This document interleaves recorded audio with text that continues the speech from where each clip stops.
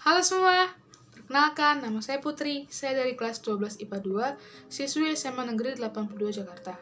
Dan pada kesempatan kali ini, saya ingin membuat sebuah video tugas geografi menjelaskan tentang pembangunan yang ada di perkotaan dan pedesaan. Saksikan ya! Jelaskan tugas geografi dari Bu Sugi, yaitu kita disuruh untuk mengamati pembangunan di perkotaan dan pedesaan. Pertama, kita masuk di bagian perkotaan. Nah, di bagian perkotaan ini, coba kita amati gambar pembangunan pada 4 kota ini, yaitu ada Medan, Jakarta, Surabaya, Makassar. Nah, aku mau nanya nih, mengapa saya memilih keempat kota di atas sebagai pembangunan yang paling pesat di Indonesia? Nah, karena menurut saya, Badan Perencanaan Nasional membagi wilayah Indonesia menjadi 4 pusat pertumbuhan, yaitu dari wilayah A sampai D. Masing-masing wilayah dibagi lagi menjadi beberapa wilayah bagian, sampai pembagian wilayah tersebut dapat dilihat pada tabel berikut ini. Nah, di sini kita dapat melihat di Provinsi Medan atau Sumatera Utara, kita dapat melihat terbagi menjadi 3 wilayah bagian. Yang pertama, wilayah pertama itu ada Aceh, Sumatera Utara, tetapi pusatnya di Medan. Wilayah kedua ada di Sumatera Barat, Riau, dan Kepulauan Riau. Pusatnya ada di Pekanbaru. Wilayah 3 di Kota Medan ada di Jambi, Sumatera Selatan, Bengkulu, dan Bangka Belitung. Pusatnya terdapat di Kota Palembang. Lalu, Kota Jakarta sebagai wilayah pertumbuhan pusat yang kedua. Dibagi lagi menjadi 2 wilayah bagian, yaitu wilayah yang pertama terdiri dari Lampung, Jakarta, Jawa Barat, Jawa Tengah, Banten, dan daerah istimewa Yogyakarta, dan berpusat di daerah Jakarta. Wilayah bagian kedua terdapat di Kalimantan, pusatnya ada di Pontianak. Lalu, wilayah pertumbuhan ketiga ada di Surabaya. Di Surabaya dibagi lagi menjadi 2 wilayah bagian. Yang pertama, wilayah Jawa Timur dan Bali, dan berpusat di Surabaya. Wilayah bagian kedua terdapat di Kalimantan Tengah, Kalimantan Timur, dan Kalimantan Selatan. Pusatnya berada di Balikpapan dan Samarinda. Lalu kota keempat, pusat pertumbuhan pembangunan terdapat di Makassar. Nah, kota Makassar terbagi lagi menjadi 3 wilayah bagian. Bagian pertama terdapat di Nusa Tenggara Barat, Nusa Tenggara Timur, Sulawesi Selatan, dan Sulawesi Utara, berpusat di Makassar. Sedangkan wilayah bagian 2 terdapat di Sulawesi Tengah, Sulawesi Utara, dan Gorontalo, berpusat di Manado. Lalu wilayah bagian ketiga terdapat di Maluku, Maluku Utara, Papua, dan berpusat di Sorong. Nah, seperti pembagian wilayah ini bermanfaat untuk mencapai pembangunan yang serasi dan seimbang, baik antar sektor di dalam suatu wilayah pembangunan maupun antar wilayah pembangunan.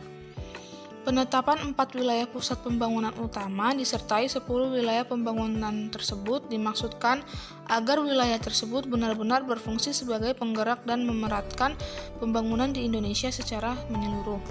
Hasilnya bisa kita lihat kini Indonesia Timur mulai terlihat peningkatan kegiatan ekonominya.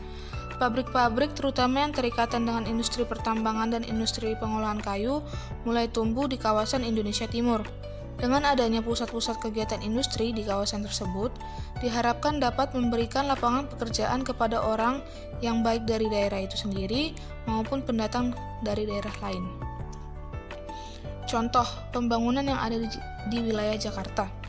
Yang saya amati, terdapat pembangunan International Stadium, yang dimana pembangunan Jakarta International Stadium ini atau yang disingkat dengan JIS berada di Sunter, Jakarta Utara, di mana rencananya ini stadion ini bisa menampung hingga 82.000 penonton. Proses pembangunannya masih mencapai 21,94% per Senin tanggal 27 April 2020.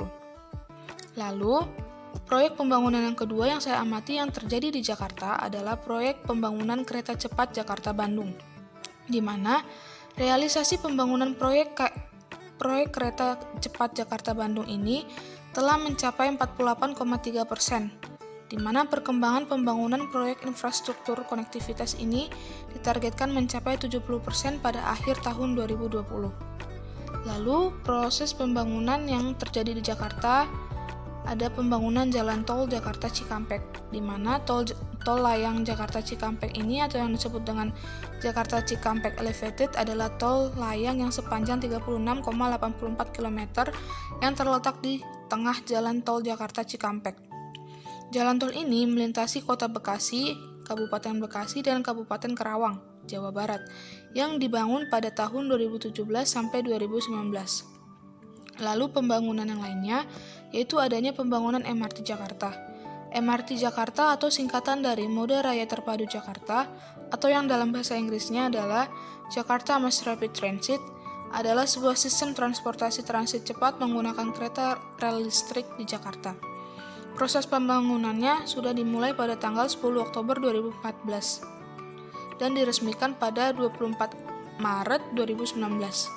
Lalu pembangunan MRT Jakarta akan diperpanjang kembali dengan fase 2A, yaitu jalur dari utara dan selatan, yang dimulai dari Bundaran HI hingga Stasiun Kota Tua yang ditargetkan rampung pada tahun 2024. Dan masih banyak lagi contoh pembangunan yang dapat kita lihat secara jelas dan dapat kita rasakan perubahan-perubahan tersebut. Lalu, pola keruangan kota. Pola keruangan kota dibedakan menjadi 3 macam, yaitu pola konsentris, pola sektoral, dan pola pusat kegiatan ganda. Pola konsentris adalah pola konsentris berasal dari suatu tempat pengelompokan penduduk yang tiap bagiannya berkembang sedikit demi sedikit ke arah luar. Seperti ini gambarannya.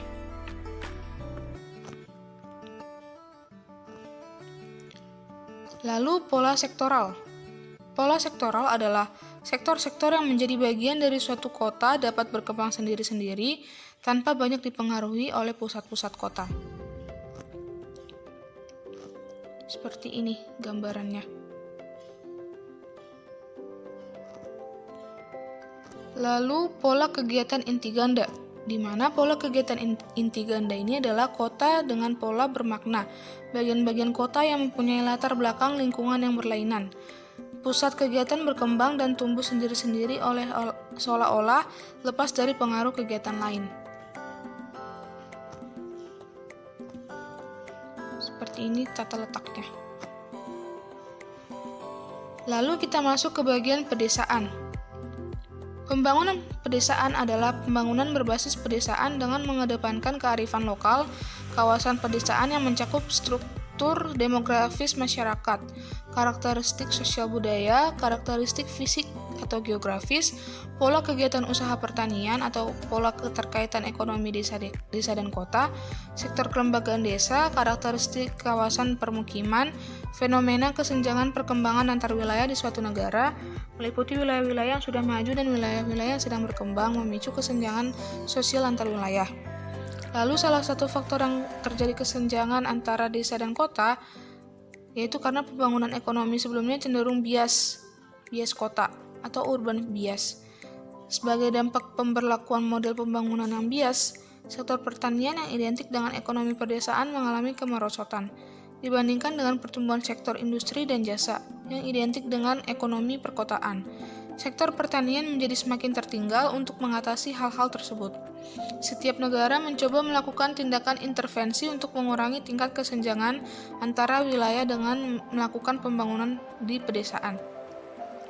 Lalu ada lagi faktor-faktor kemiskinan yang terjadi di masyarakat pedesaan yang cenderung lebih bersifat struktural dibandingkan bersifat kultural. Dalam kasus ini, masyarakat pedesaan diidentikan dengan perilaku dan sikap yang dianggap kolot dan tradisional dihadapkan dengan sikap dan perilaku orang kota yang maju dan modern.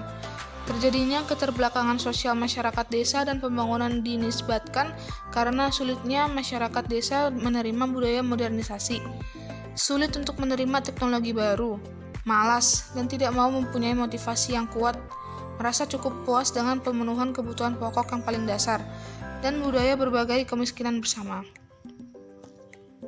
Lalu, pembangunan yang berbasis pedesaan juga diberlakukan untuk memperkuat fondasi perekonomian negara, mempercepat pengentasan kemiskinan dan pengurangan kesenjangan perkembangan antar wilayah.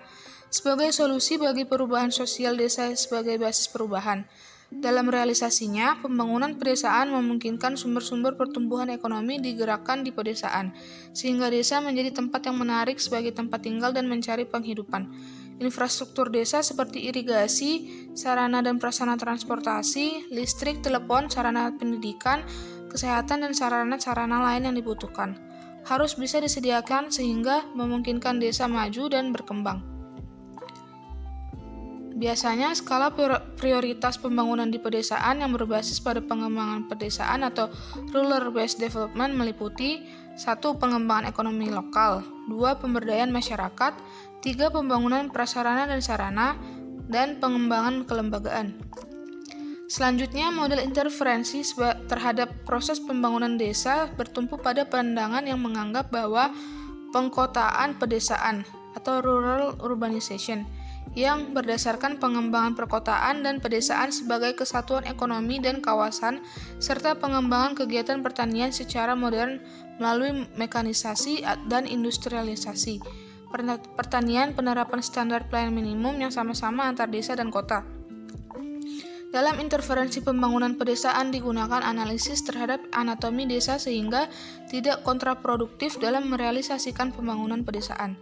Anatomi tersebut mencakup struktur demografi masyarakat, karakteristik sosial budaya, karakteristik fisik, geografis, pola kegiatan usaha pertanian, pola keterkaitan ekonomi desa dan kota, sektor kelembagaan desa, dan karakteristik kawasan permukiman sehingga dalam pembangunan pedesaan berlandaskan pada kearifan lokal.